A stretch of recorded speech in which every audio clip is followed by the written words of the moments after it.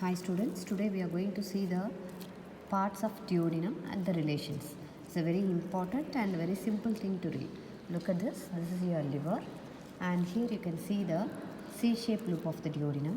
Look at this is the first part of the duodenum. We have cut the stomach, and then here if you see, this is the second part of the duodenum. So I will be lifting that for the easy purpose. So this is first part, and here is the second part, and here is the third part which is horizontal, and then you can see here is the fourth part. I have cut the jejunum and ileal loops, right? Okay, first part, second part, and third part, and the fourth part. Now look at this is the first part. This here actually it is a continuation of the pylorus, and the first part it starts from the L1, and look at this, from here to L3 the second part extends. The curve from the first part to the second part, this is called as superior duodenal flexure. Flexure means that is the curvature is called flexure. From the second part to third part, again it is turning, so it is called as inferior duodenal flexure. So this is the first part, and this is the third part, and this is the second part. Now the important thing is, here the inside the C-shaped loop of the duodenum, you will be having the very important structure, pancreas. Look at this is the head of the pancreas, and here is the neck of the pancreas, and here is the body of the pancreas, and the last one is the tail of the pancreas, which is related to the spleen. Look at this is the spleen, this area where it is related to the tail of the pancreas, right? So these are about the parts which are present inside the C-shaped loop of the duodenum.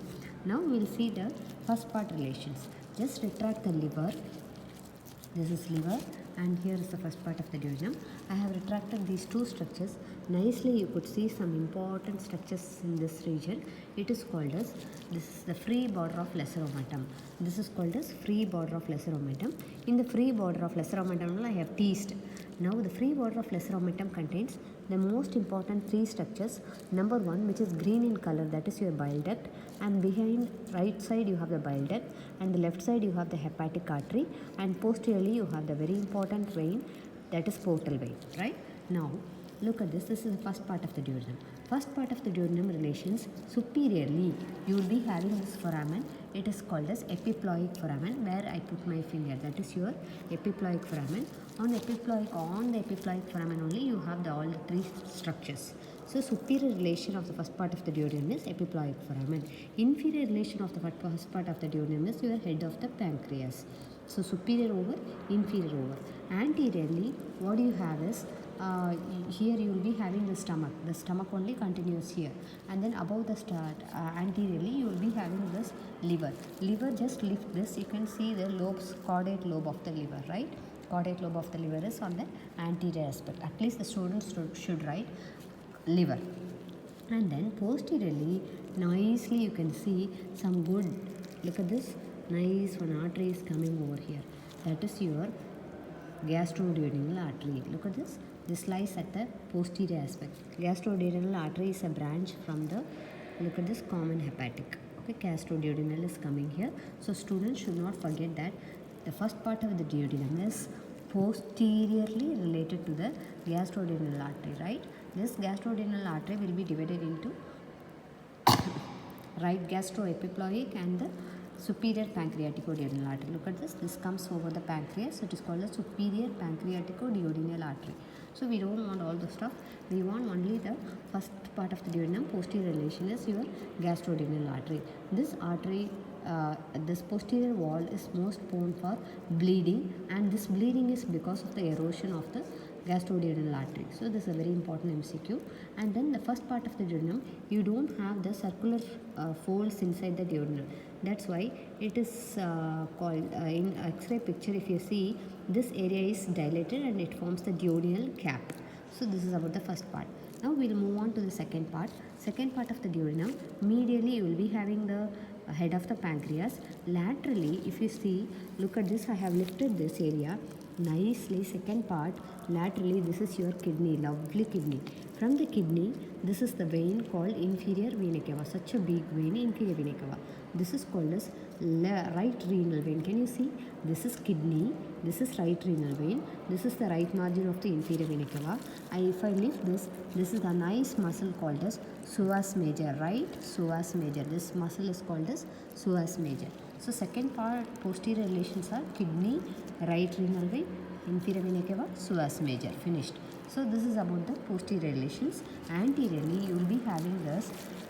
First part you will be having the neck of the bladder. Look at this. The first part is bile tinged. Look at this green color. So the neck of the bladder and the body of the gallbladder is related to the first part. Look at this. This fundus is related to the second part. So fundus of the gallbladder is related to the second part. Neck and the body is related to the first part. And then this is called transverse colon. Transverse colon and the transverse mesocolon are going in this way. So it is also related to the second part. And really here this ascending colon is taking a curve here. So it is called as right colic flexure. Wherever you have the curve, it is called as flexure. So this is called as right colic flexure. Again I repeat, second part of the duodenum relations are fundus of the gallbladder, anterior relations, transverse colon and its mesocolon, and then this flexure is called as right colic flexure or hepatic flexure. Then we'll move on to the third part. So look at this. I have lifted like this. Now what you are seeing is your third part. Third part is nicely 10 centimeters in length. Second part is 7 or 8 centimeters and the third part is 10 centimeters in length. And here anteriorly you could see the nice artery and the vein called, an artery and vein are situated here. That is your superior mesenteric artery and the superior mesenteric vein. So this is your superior mesenteric vein. Can you see the collapse lumen? Superior mesenteric vein is there. Next to that you have the artery called as superior mesenteric artery. So you have the artery as well as the vein. Superior mesenteric artery and the superior mesenteric vein. These two structures are lying just anterior to the third part of the duodenum. And here very important structure which crosses here, we have cut that is called as root of mesentery. So students should keep it in mind. The most important relation is superior mesenteric vein, superior mesenteric artery as well as root of mesentery is crossing over this area. So three relations forming the anterior relation. And then look at this posteriorly, lovely structure. What are the structures posteriorly? I have lifted that. You can see the inferior vena cava here, and then next to the inferior vena cava is your aorta, and then next is your gonadal vessels. You could see the gonadal vein. Look at this. This is the gonadal vein, right gonadal vein. As usual, you will be having the psoas muscle of this side. So psoas major is coming over here. So all this forms the posterior relations. So IVC, aorta, and then psoas major is coming over here. Okay, I have already shown you the psoas major is going from here, and it is also forming the posterior relation here. So these gonadal vessels. So here you have the gonadal means here it's a male cadaver, so testicular vein. So that side testicular vein will be coming that side. So this is about the posterior relations of the third part. So third part over. And the fourth part, here you will be having this. This is the fourth part, right? I have tied. So this is the marking, this is the fourth part. So fourth part is again going up. This is suspended by a ligament called suspensory ligament of Treats or ligament of Treats. This comes from the diaphragm and diaphragm, right crus of the diaphragm. So here you have the diaphragm. So it comes from the right crus of the diaphragm to the duodenojejunal flexure. What do you mean by the word duodenojejunal flexure? Where the duodenum ends and the jejunum starts. That's the area called duodenojejunal flexure. So up to this area, that only suspends the fourth part of the drum. Otherwise, the fourth part of the drum will be fallen back. So this is about the fourth part. That is the important MCQ, ligament of Treats, coming from the right crus of the diaphragm, encloses the celiac trunk and comes to the duodenojejunal flexure. So that's about the four parts of the duodenum. Fourth part of the duodenum, anteriorly you will be having the transverse colon and mesocolon, intestine, and then posteriorly you will be having right side. Here we have told, here you have to tell about left side aorta and the left psoas and left gonadal vessels. Like that you should tell. Left renal vein, everything. That is for the fourth part of the duodenum. Right? So we have read about the four parts of the duodenum. The most important thing is second part of the duodenum. What are the relations? So if I open the second, cut open, we have opened the second part of the duodenum. If you see inside the second part of the duodenum, you could see the nice openings called as hepatopancreatic ampulla. What is that hepatopancreatic ampulla of Vater? You can see that nice bulge here.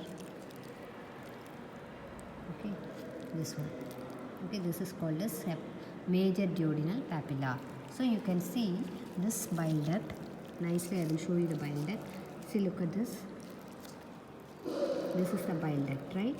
So this is the gallbladder, fundus of the gallbladder, body of the gallbladder. This is the duct called cystic duct. This is the duct called cystic duct. We will retract the liver and I will show you. This is the common hepatic duct. This is the cystic duct. Both of them, they join together and forms the bile duct. This bile duct is going back in the posterior aspect and it opens into the posteromedial aspect and enters into the duodenum. The bile duct joins with the pancreatic duct and forms the hepatopancreatic ampulla of Vater, and it opens into the major duodenal papilla. Next comes the accessory pancreatic duct also. It comes here and it opens into the minor duodenal papilla. So may have the minor duodenal papilla, and it is 8 centimeters from the pyloric end of the stomach, and major duodenal papilla is 10 centimeters from the pyloric end of the stomach. This is for endoscopic approach. So you should know the distance from the pyloric end. So pylorus of the stomach, where is it? From the pylorus end, it is 10 centimeters is your major duodenal papilla, where the common bile duct and the pancreatic duct, the joints and opens here. That is your major duodenal papilla. Minor duodenal papilla is your accessory pancreatic duct opens.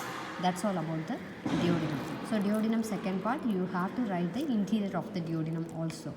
Okay, right. So these are about the clinical importance for the first part of the duodenum is the neck and the body of the gallbladder is related. So the gallstones, if anything is there in the gallbladder, it may get dislodged into the first part of the duodenum, leads to duodenal obstruction. And then first part of the duodenum is more prone for duodenal ulcer. Anterior wall is prone for ulcer and posterior wall is more prone for bleeding because of the presence of gastroduodenal artery. And then next is this is a lovely gastroduodenal artery seen here. Okay, gastroduodenal artery. And then the next one is second part of the duodenum is related to the fundus. This is also more prone for rupture, and it will be gallstones will gets dislodged into the second part of the duodenum, leads to duodenal obstruction. And if there is any cancer in the head of the pancreas, it may cause obstruction in the second part of the duodenum. And then third is the another congenital anomaly called annular pancreas that we will see in the separate video. So that is about the second part of the duodenum clinical application. Third part of the duodenum is related to the superior mesenteric vessels and the root of mesentery. So sometimes it may cause compression of the third part of the duodenum. Fourth part of the duodenum, only one MCQ is there, that is your ligament of Treats. Ligament of Treats is a ligament which contains three components. The upper component has a striated muscle of the diaphragm, the middle component is a fibrous component, and the lower component is the smooth muscle of the duodenum. So while writing, you have to write about three components of the ligament of Treats. Understood? Right. It encircles the celiac trunk, which is present here, celiac trunk. Okay. Three vessels are there for the celiac trunk. One is called as splenic artery, common hepatic artery, and then left gastric artery. Three structures. So this is about the celiac trunk. It encloses and comes to this area. So this is about the duodenum. Duodenum blood supply is from here the gastroduodenal artery comes. So the gastroduodenal artery will be divided into superior pancreaticoduodenal that supplies the duodenum. It joins with the inferior pancreaticoduodenal artery and they form the anastomosis and supplies the second part. And you have the these are the important branches for the duodenum. So that's all about the duodenum. Thank you.